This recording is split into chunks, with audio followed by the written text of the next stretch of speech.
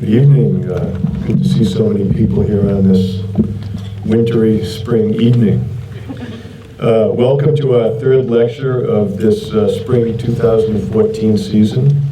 Generous support from the Lowell Institute allows the Aquarium to offer these programs free of charge, and we're grateful to have their support each season. I'm Tom Curran. I'm an overseer here at the Aquarium, and tonight I have the honor of introducing our guest lecture speaker, Victor Douieb. Captivated by their power, grace, and beauty, Parisian native Victor began sculpting sharks as a means of expressing his appreciation of the pure simplicity of these perfectly evolved creatures. He's an accomplished diver, and Victor has traveled the world to see and experience the subject matter up close and personal, as you're going to see tonight, photographing sharks and other marine life. Pardon me. Photographing sharks and other marine life to faithfully render their essence in bronze, stainless steel, and gold, 14 karat. To bring attention to the impact that overfishing and the needless slaughter of the shark fin industry is posing to the shark populations worldwide, Victor supports numerous conservation organizations by donating a percentage of the proceeds from the sale of his artwork.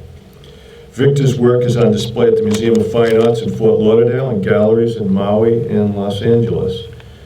And after his conversation with you, Victor will be delighted to answer any questions you may have. Without further ado, I introduce Victor.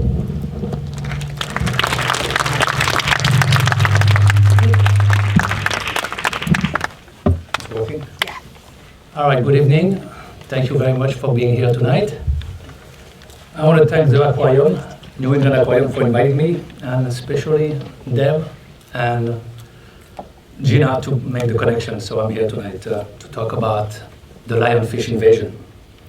But before I talk about the lionfish invasion, I'm going to give you a little feedback or background of how I became a sculptor and how long I've been doing sculpting.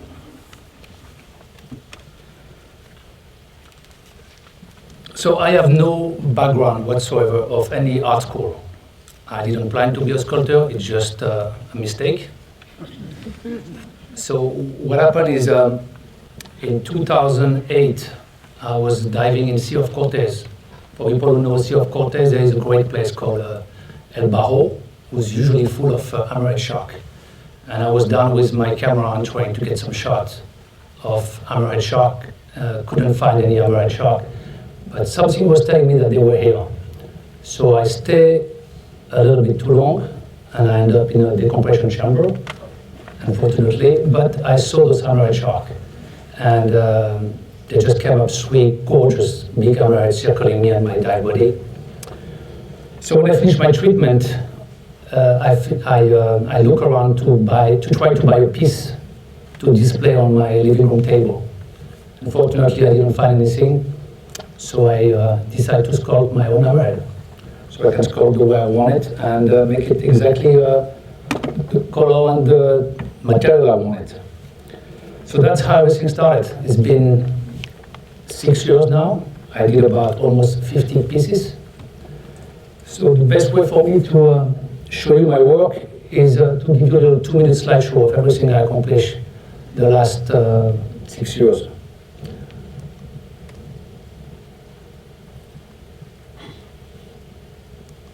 I'm going to step out a little bit so you can...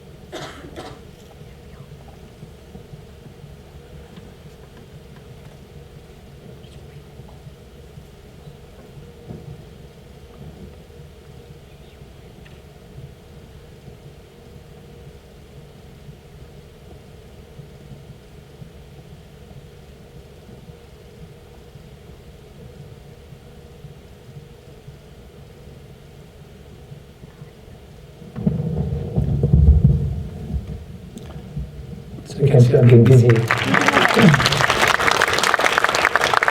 Thank you. I've been probably more busy sculpting than promoting myself. But that's what I like to do. I like to sculpt. So I'm going to talk to you about my inspiration, because my inspiration comes from a lot of different places, from picture, from some contact with animals, some places that I go to get in touch with animals. But the person who inspired me the most is Jacques Cousteau. When I was a kid, I read this book, and I'm sure a lot of people know about this book. And this book was all about diving and incredible underwater world, colorful, peaceful. So I started diving. I was about 16 years old, and I've been diving since. So first, when I decide to create a piece, usually I go underwater and I take picture. But for certain pieces, I like to be up close as close as I can, and of course being as safe as I can also. So a friend of mine, her name is Christina Zenato. She lives in the Bahamas, and she actually put a shark in tourniquet mobility for me. It's a way to put the shark to sleep, so I was able to touch the shark, feel the muscle, and be able to create a piece as accurate as I can. But I don't sculpt only shark. Even if shark is my passion, as you see before, I went all the way to Kenya and South Africa to take picture of rhino, and it's another species in danger, as I'm sure you know. So I usually picked up pieces that are endangered to sculpt them and to raise awareness. For this piece, I went to a sanctuary in Spokane. It's a place where they rescue tiger, because unfortunately people can have tiger as pets. And when they get to 300-400 pounds, they find out that they're not small cat or puppy, or they decide to get rid of them. So there is sanctuary. The sanctuary shouldn't exist, but they are here to give those animals a decent life. So I went there and I was able to hang out for 5 days with those tigers, get in touch, that's pretty close to them, and create this piece. But my inspiration comes also from a tattoo that I saw on the front of my foot, and I created this piece. Or a picture from this famous diver, Dan O. I created this piece for a reason, because right now what's happening in Australia, I don't know if everybody knows about the car law. They allow people to kill and hunt great white, bull shark, and tiger because they are a little bit too close to the coast of Australia, or probably too close to the beach, popular beach, so they decide to allow people to hunt them and kill them. Actually, today is the 17th, so they are going to extend or not another 3 years. So I think it's important to find out if they're going to extend and allow people to kill them.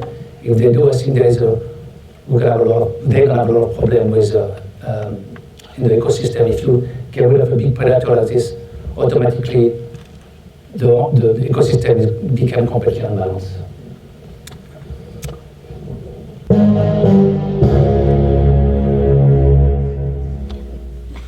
But the reason why I'm here tonight actually, is to talk to you about the invasion of the lionfish. I started this lecture about a year and a half ago in different aquarium, and I actually have a lot of new information, because what I found a year and a half ago is not what I know now. So after this lecture, you're probably not going to look at lionfish the same way you're looking at them now. They are beautiful, there's no doubt. I'm being in contact with a very famous doctor who's a lionfish expert. His name is Dr. James Morris, so I get a lot of information from him. I'm hoping next year to spend some time with him and upgrade my lecture so I can bring this lecture as many places as I can to raise awareness about this invasion. And another person who wrote a great article, the name is Christy Wilcox. So let's talk about this lionfish. There are about 10 different species of lionfish.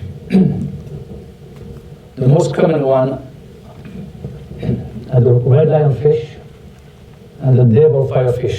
I was at the aquarium today and I saw great tank with some of the lionfish. So don't go and kill them tomorrow. They have nothing to do with the invasion. But they are invasive species. You're seeing those fish in a lot of different water right now. You're seeing those fish in Atlantic, Caribbean water, and Gulf of Mexico. They actually don't belong there at all. They actually belong in Indo-Pacific water. They have nothing to do in those water. Like I said, they're beautiful. They have those venomous fins. They are not dangerous for humans. They are painful, but if you're in good health, you just have to get medical attention and you're okay. My first lecture, they grow up to 15 inches, but right now they see a lionfish all the way up to 18 inches, so they can get pretty big. And I'm sure they are bigger than 2.5 pounds. Their life in the wild is probably 15 years. I don't know about their life in aquarium. I'd love to find out. I don't live in aquarium because since they have no predator, I would love to find out how long they live.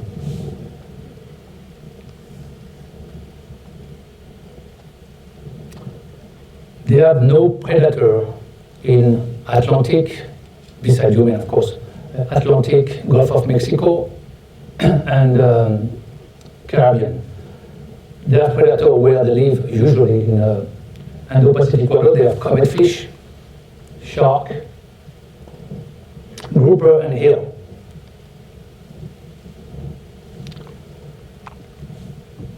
Last year, I was talking to somebody about this invasion, how it started, and what I found a year and a half ago was that Hurricane Andrew was the reason why this invasion started.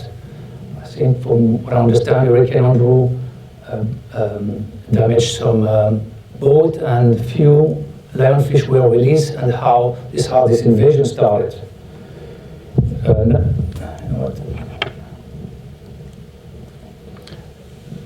Now I find out something different. They did some DNA on few female, and they find out actually Hurricane Andrew has nothing to do with invasion. It's actually human fault. Aquarist, aquarium dealer, and fish collector. They actually buy those fish, keep them in an aquarium, because those fish eat everything else in the aquarium. They even eat each other. At some point, people take them, and us as humans, we have very hard time to kill what's beautiful, and those fish are really beautiful, so we release them in the water. Not me, but some people release them in the water. Of course, at the time, nobody knows how big the invasion was, and they just released it, and just a dozen of female started this invasion.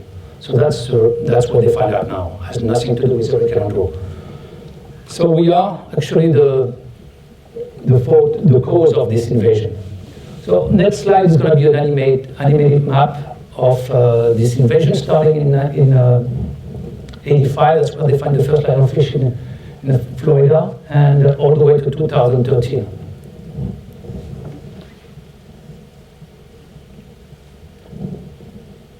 So here it is. That's where they are. I think this invasion is way bigger than what people expect, and we need to do something about it. Unfortunately, the Florida has another invasion. I'm just going to open a little brief. The python. Human, again, release python in the Everglades, and they are destroying and eating everything. So we are the cause of a lot of problems, I guess. As you can see on this map, North Carolina is full of lionfish. It's probably over there the worst invasion, probably the worst mighty invasion ever. The local density of those lionfish in North Carolina increased 700% between 2004 and 2008. So what are we going to do about it? What's the problem?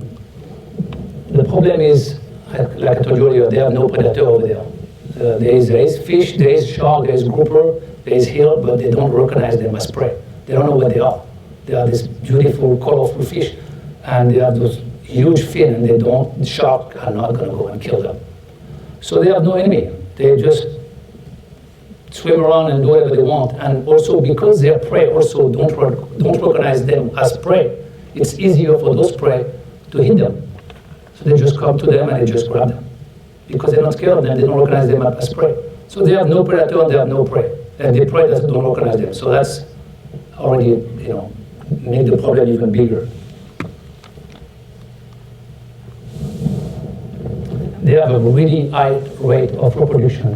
One female can lay up to 2 million eggs per year. Those eggs become larvae, and they're capable of floating along the current for more than a month.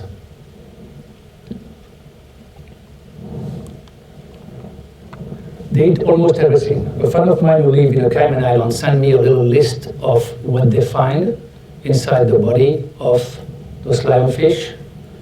And this is what they find so far. So one species can eat all this, but this is just a small list. This doctor that I'm hoping to work with find that he can eat all the way up to 70 different species. So this lionfish, and I hate to tell you to kill lionfish because I'm up to preservation, but this lionfish is causing so much problem, so we're probably going to have some species disappear because of those lionfish.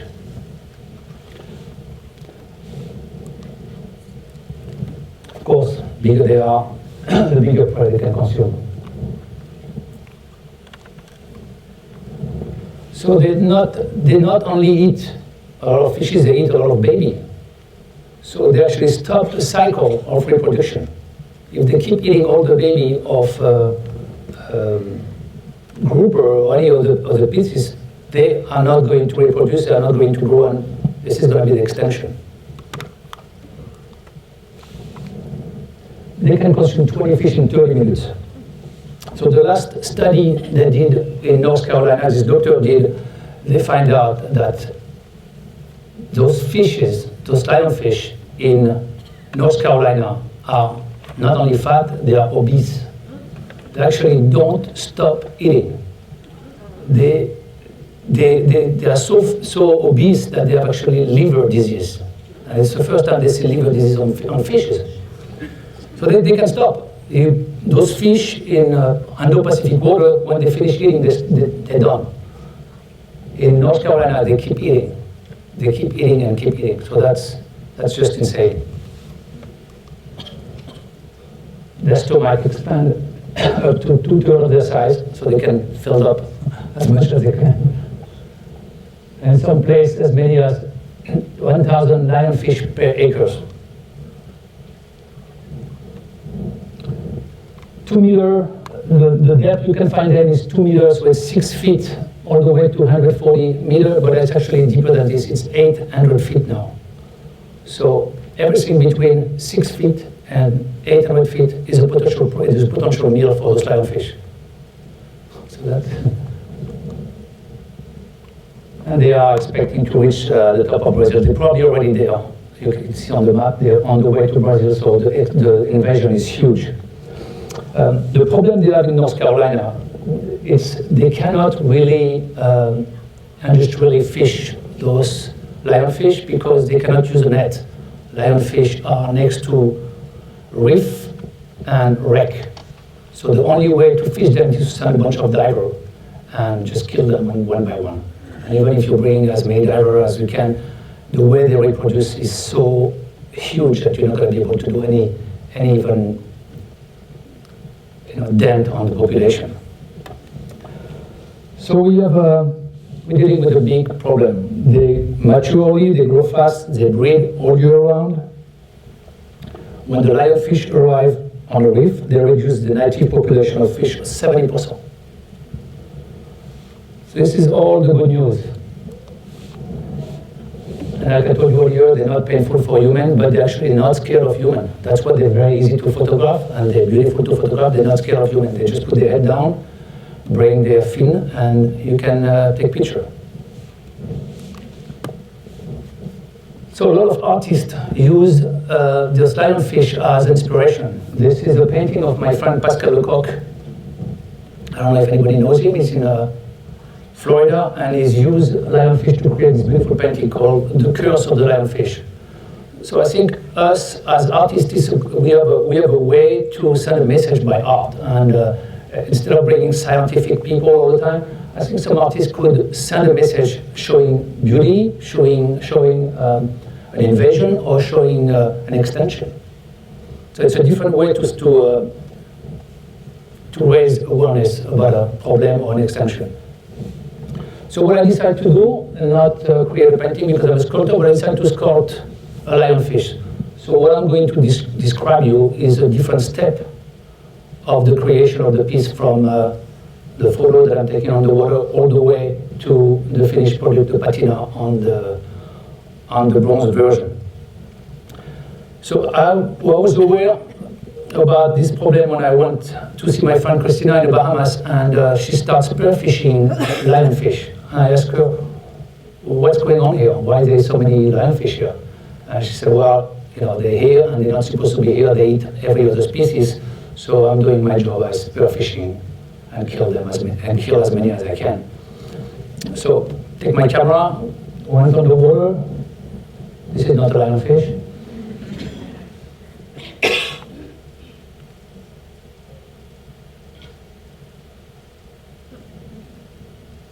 This is not a lionfish either. And I decided to take a picture of the lionfish so I can go back to my studio and start creating a piece. I asked Christina to spearfish one, bring it on the boat, and show me a little bit more about the lionfish. That's what she did. She explained me a lot about the lionfish. And that's when I really said, you know what, maybe it's time for me to create a piece and speak about it. So I went back to my studio. This is my studio in Los Angeles. That's where I start sculpting. So the way I usually sculpt is I use clay. On this piece, I use wax because of the amount of detail that I want to put on. There's only one problem when you sculpt with wax is you usually cast your master. So if you cast your master and there is a miscasting, all the work you did goes to the trash. And you have to redo it from the beginning. But for a fish with that much detail, I like to use wax. So I create my first lionfish in wax. This is the beginning. This is another version that I did later on, much smaller, in gold, and you saw it. And I will try to explain why I did a gold piece. It's a little tricky, but I did two versions of this, the same piece. When I finish the piece, I cast it and I make a mold of it. This is a mold with plaster and silicone inside. And inside the mold, I pour liquid wax and I get the duplicate. So from the mold, I get duplicate in wax, and that's where I start cleaning up the wax. As you can see on this picture, it's missing a lot of small detail here and there. So I have to re-sculpt every detail and make sure it's ready for casting. More I'm going to be working on the wax, less I'm going to be working on metal, and it's easier to work on wax than metal. When I'm done with cleaning my wax, I bring my piece to a foundry when they do the shelling. Actually, the shelling is you take your piece in wax and you dip it in some kind of silica-based slurry. It's a very fine cement. And you put inside and you actually remaking another mold of it. So you have about 6 or 7 different buckets. And you dip inside, you make the piece dry for 24 hours, and you dip inside, and after 2 days you switch bucket, and the next bucket is a cement again, but a little bit thicker, and you do this for a week. When everything is dry and your week is finished, you have a mold of your piece. Your piece is still inside. I hope you follow me because it's a little tricky. So you have a wax with a mold. You take your mold and you put it in the oven at 1700 degrees. The wax melt, and you pour liquid metal inside. So inside you have the duplicate of your piece. You pour liquid metal. I cast in stainless steel, bronze, and gold. When it's cold, hammer it, open it, you have your duplicate. Here the wax, here the piece cast. So now it's another process called the metal chasing. So what you have to do is grind the metal. For bronze, I do color on it, I do patina, I put chemical on it. So what you have to do is finish the metal as much as you can with taking all the little porosity, make sure everything is great. You put your logo, the number of the piece, the name of the piece, and you get this piece ready for patina. So the piece has to be immaculate before because you don't want any reaction with a chemical that you can apply to do the color on it. This is pretty much what the piece should look like before you apply the chemical on it to make it as realistic as possible.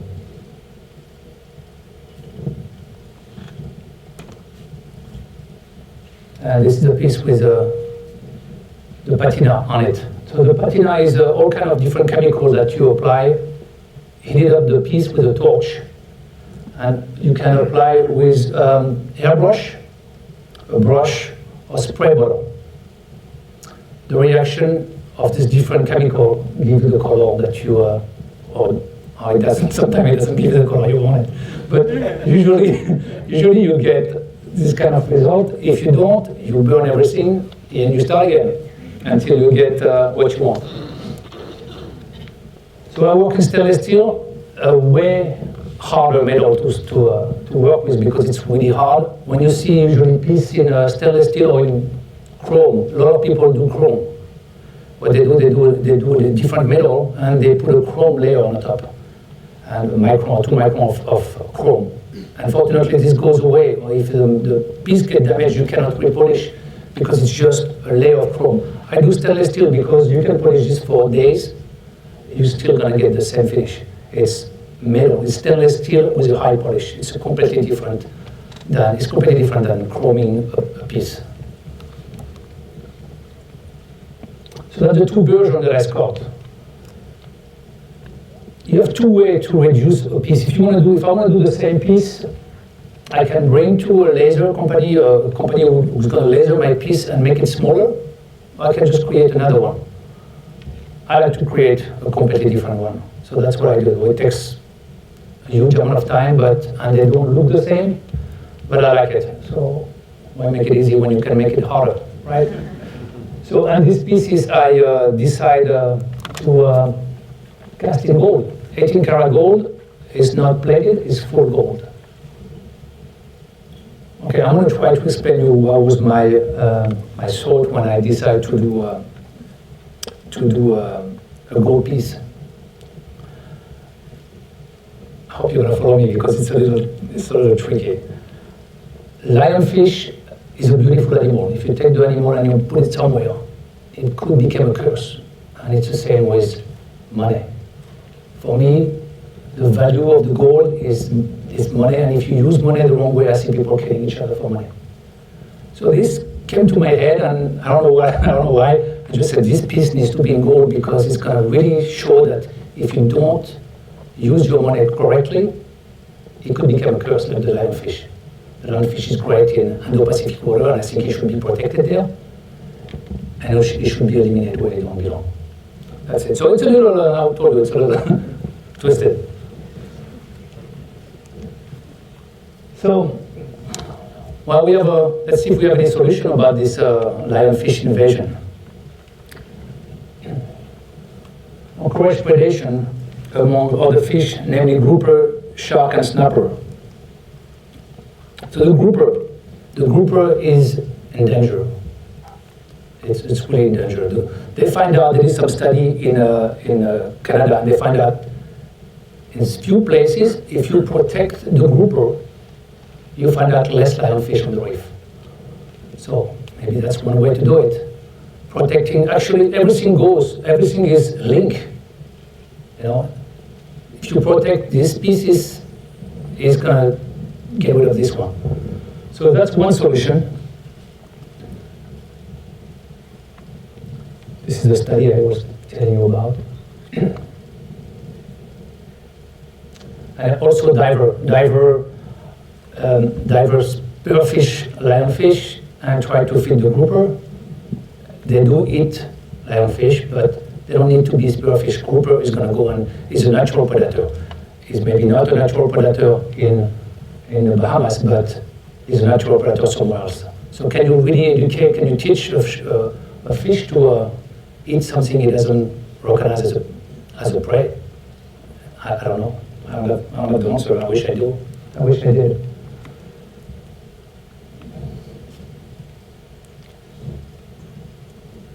Same for the shark.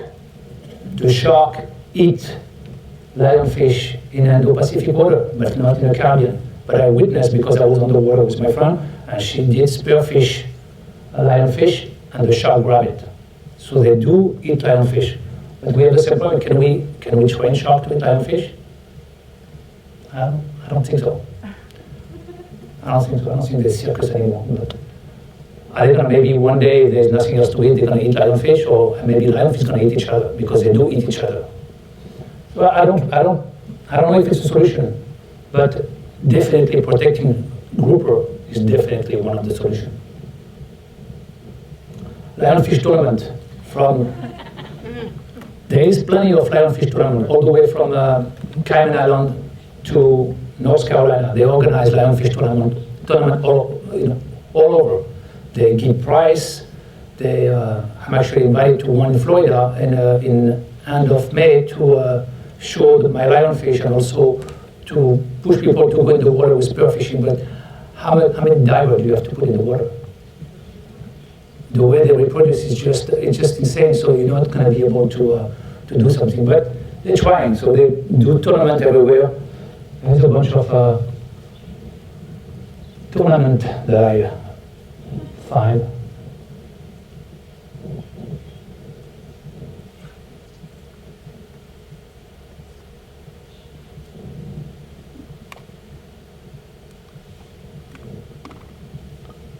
Eating lionfish. That's maybe a solution. We are a predator too.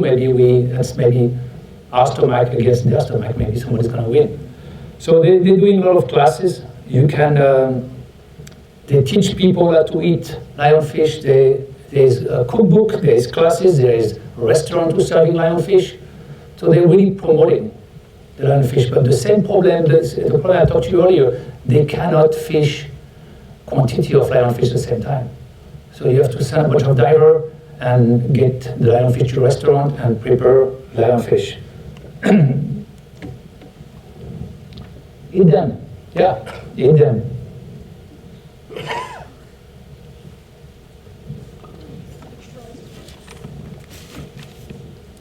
So people telling you I'm telling you to eat fish and to eat those lionfish, but what I find out a few days ago actually, that the Food and Drug Administration raised flag about lionfish. They may contain synguetoxin. So it's a tropical disease. This disease, there's about between 15,000 and 500,000 cases of synguetera fish poisoning every year. So they're telling you eat lionfish, you eat it, and now they're telling you it's poison.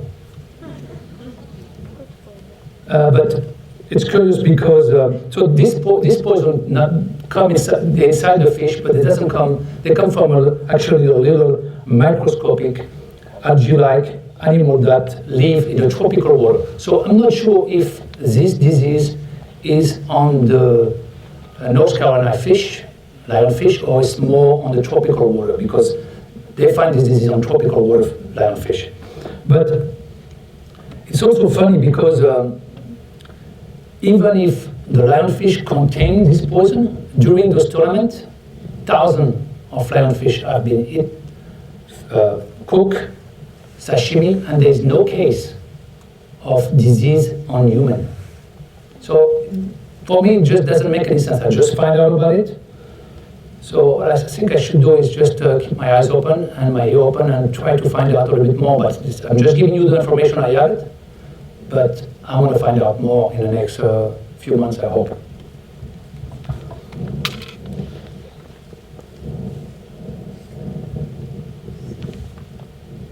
So they want people to go and spearfishing lionfish.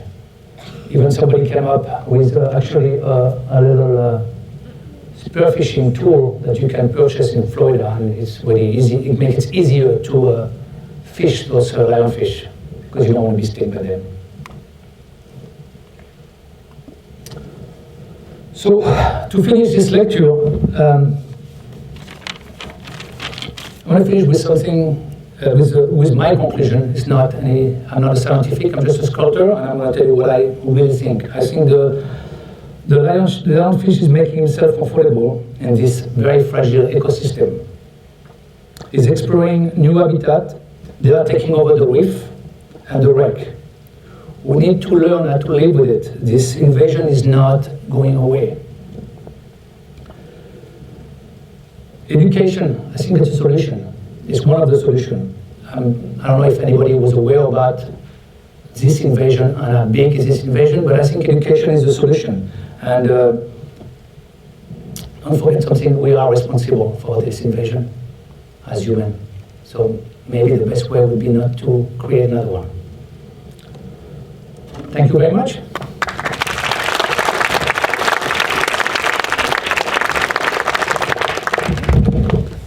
Can't sit down yet. So we're going to ask the audience for questions as we normally do. However, this evening we have prizes. So Victor has graciously donated some of his book, which is kind of like his portfolio that you actually saw at the beginning of the presentation. So Not all of it. Not all of it, of course, because there's been more pieces that have been made since then. So for the first however many books we have, and they have to be good questions. I'm just putting that out there. Those that ask questions to start with will actually get a book as well. Okay? Yep, way in the back. Introducing other species of fish. I forget what the name of the fish that you said was the predator of it. Do you think introducing other species into this area would be a good idea? I think it's a start. I don't know if you can. The only problem with this, the only problem I have with this is actually I don't know if you can really teach a fish to prey on something it doesn't know. So I wish I could find a solution for it, but personally, I don't think you can teach any fish to prey on prey that he doesn't know. He doesn't recognize as prey. It's gonna go away. So no, I don't think it's a solution. But like, I'm a sculptor, I'm not a scientific. So this is my only. Nicholas. Have you ever eaten lionfish and was it good?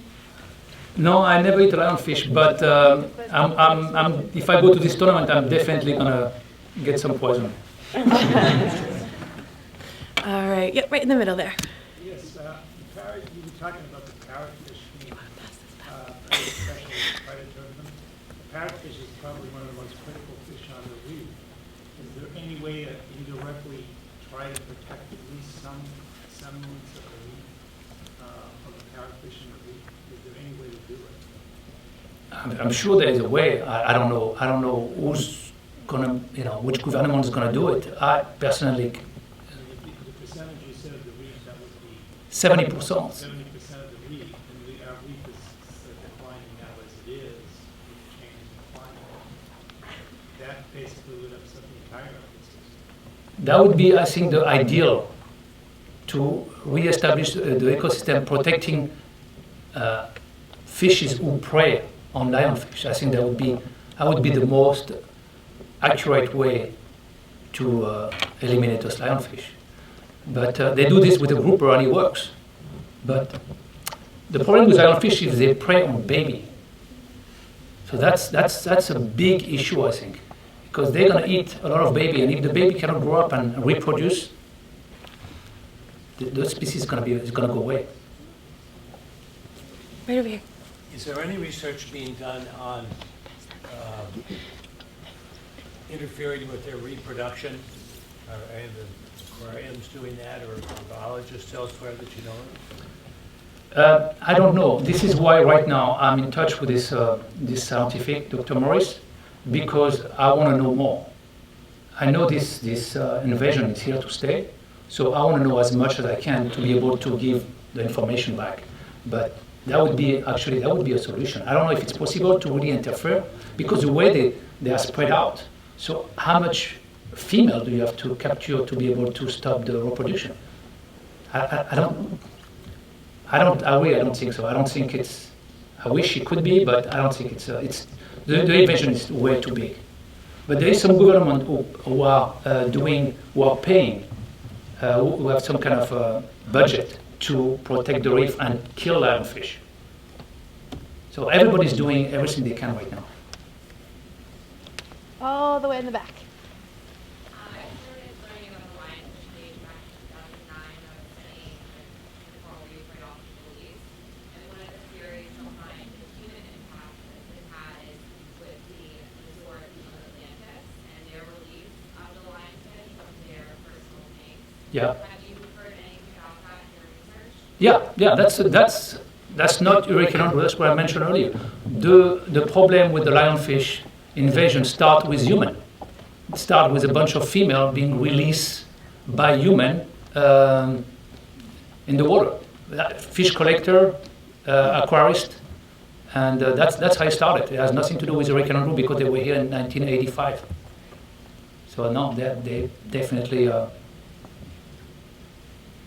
go all the way on the very end. Chef Tiger.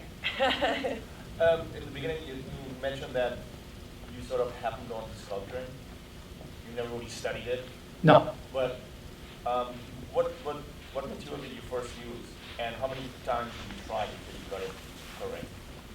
On the lionfish or any pieces? When you first started, the first piece you did. Well, actually, I have a background of dental technician, so I can sculpt, but I don't know.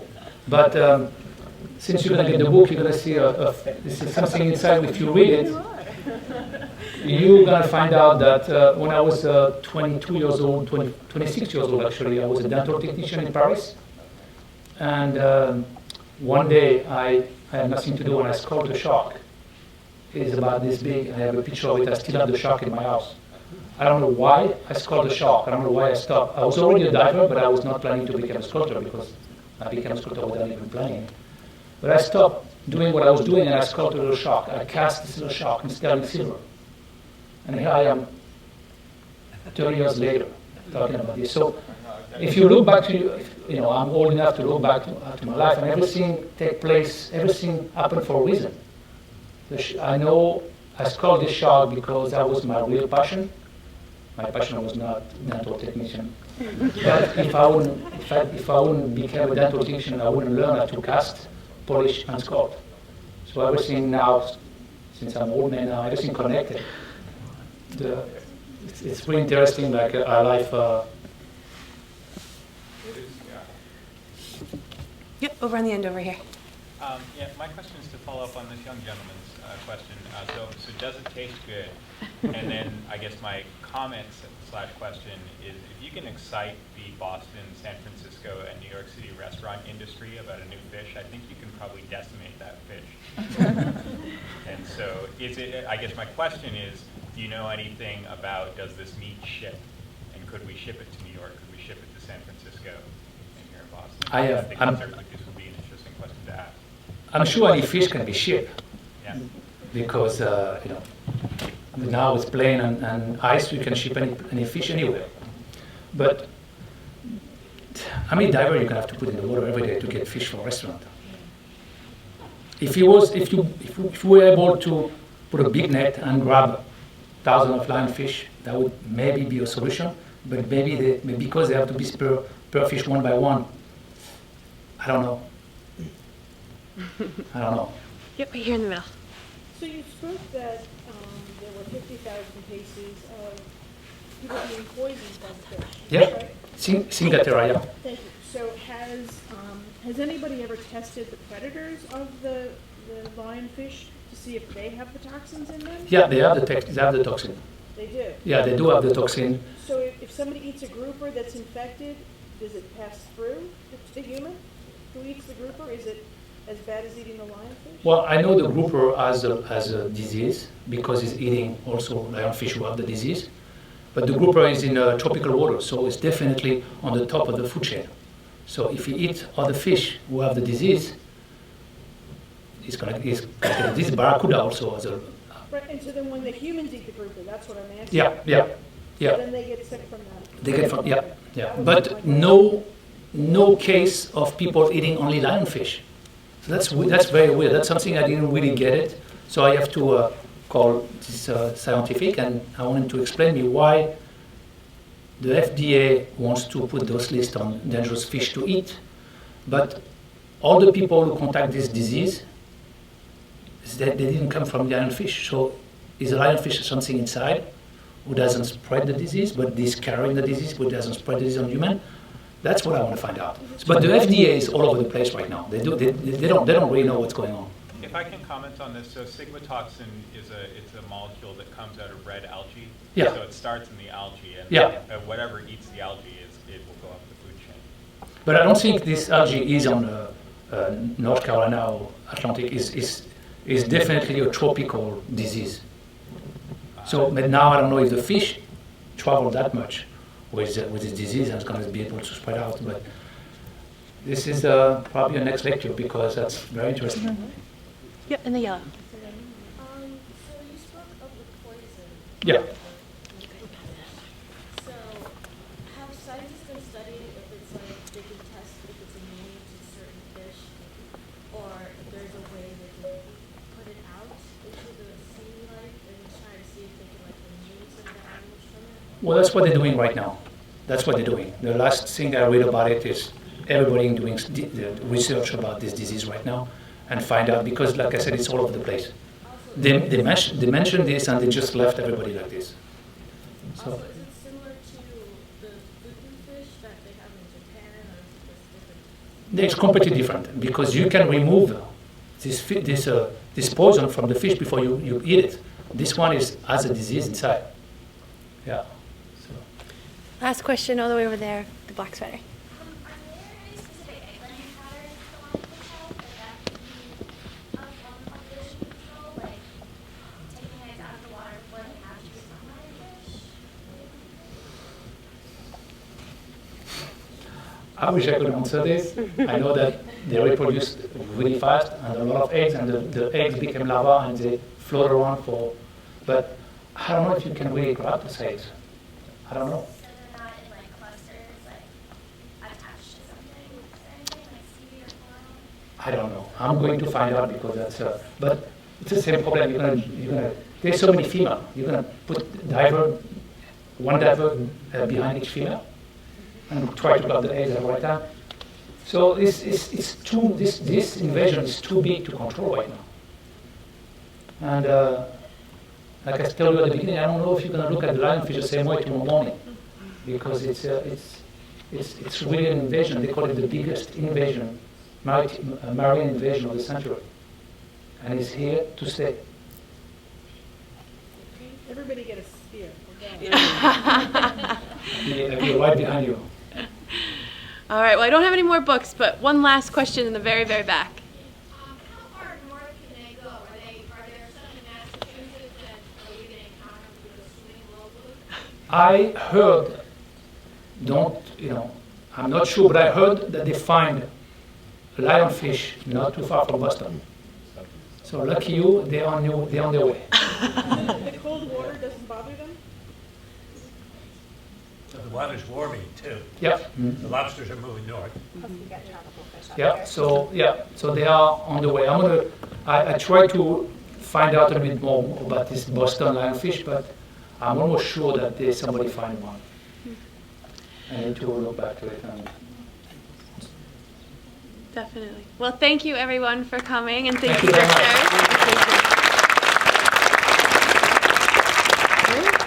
Next week we have another lecture. Operation Blue Pride will be here, which is a combination of the Wounded Warriors Project and some really great ocean conservation. So we hope that you will join us.